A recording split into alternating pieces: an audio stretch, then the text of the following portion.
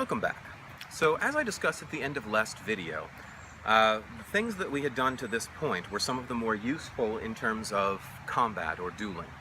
This one is one of the least useful, but it is a flashy move. It's something that's usually unexpected. It adds a new dimension to your saber play, so I wanted to discuss it. It also gets a lot of questions, and that is the reverse grip. Now this is something that you see in the TV series with Ahsoka Tano.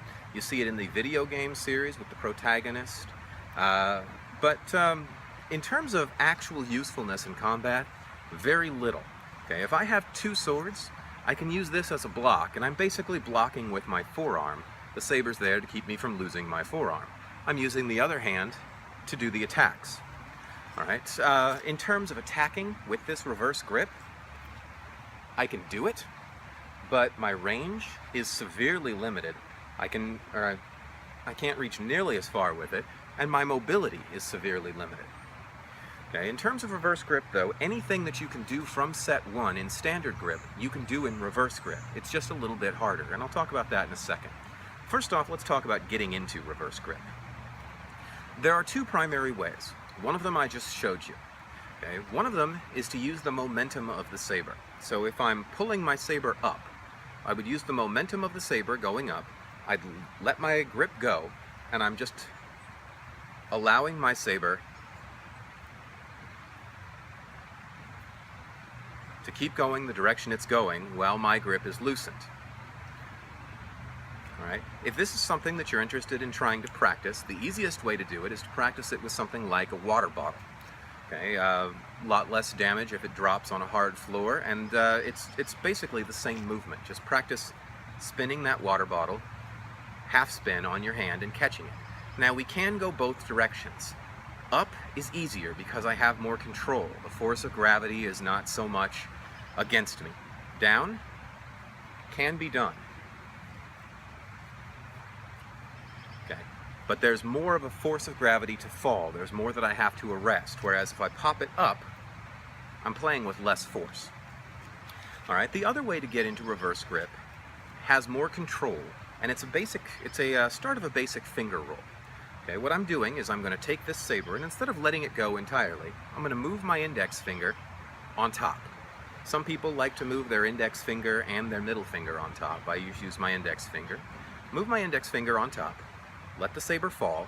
I still have it here, between my index finger and my middle finger. Brace with my thumb, and move my other fingers out from behind into a reverse grip.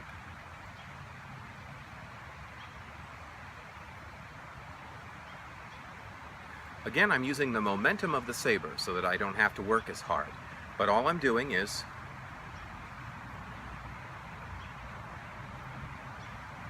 and to get it the other direction, here I was moving my index finger on top and letting it fall. Here I'm moving my other fingers behind and pushing it. Let it fall, push it. All right, now those are the two primary ways to get into reverse grip with one hand. There's one other that's going to lead into what we do in the next set, and that is getting there with a hand switch.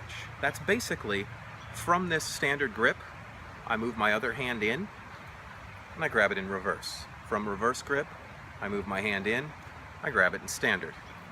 Okay, this is reverse grip with a hand switch. And here, it's always in reverse grip in my left, standard grip in my right, unless I throw in the other.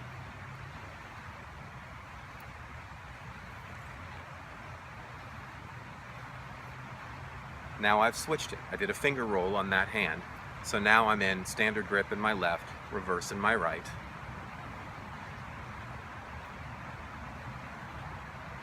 Okay, there I did a half hand roll. All right, so the last thing that I wanted to cover about reverse grip is how you use it. If you're interested in reverse grip, go back and look at the videos in set 1 and try them with reverse grip. The way to wrap your brain around it is envision a blade coming out of the pommel of your saber, and then do exactly the same thing you were doing before. For the downward figure 8, if there is an invisible blade coming out of here, now it's over here, now it's over here, downward figure 8. Okay, downward figure 8 in reverse grip. Upward figure 8. Okay, the Obiani or eclipse spin, it's a little bit hard to wrap your head around, but again, picture that blade coming out of your pommel, and what you're doing here is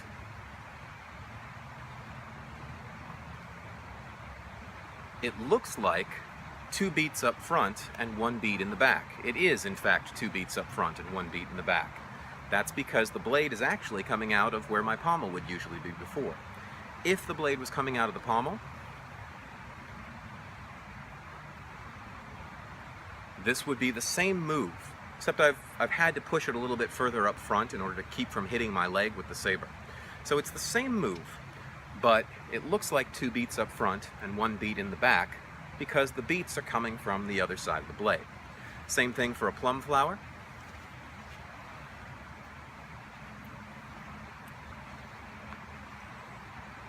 Okay. Now you notice with reverse grip you do run some risk of hitting yourself simply because the blade is always going to be closer to your body. As opposed to extending off the end of your hand, it's coming back down your arm, and so you have to work with that. Reverse orbits are very close to the body. You run the risk of hitting yourself with them, but they keep the movement very tight, which is why they look interesting in performance. If that's something you're interested in, again, go back, look at videos in set 1. Join me back here next time, and we'll look at hand switches.